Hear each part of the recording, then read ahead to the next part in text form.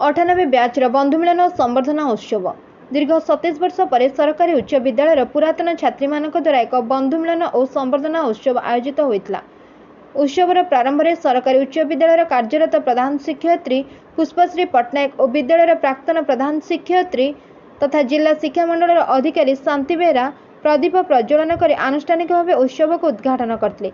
प्रारंभ में पुरातन छात्री शक्ति सौम्या पट्टनायक स्वागत भाषण प्रदान करने उत्सवर तात्पर्य संपर्क में सूचना प्रदान करते।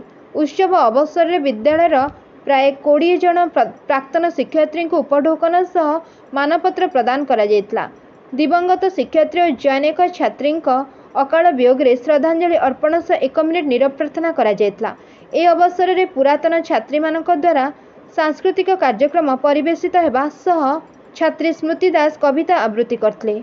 शेष में पुरातन छात्री लक्ष्मीप्रिया महापात्र धन्यवाद अर्पण करते। रूपश्री पंडा, स्वप्नांजलि नायक, राजलक्ष्मी पंडा, निवेदिता महंती प्रमुख कार्यक्रम संचालन करते। Bureau report Ekamra news agency.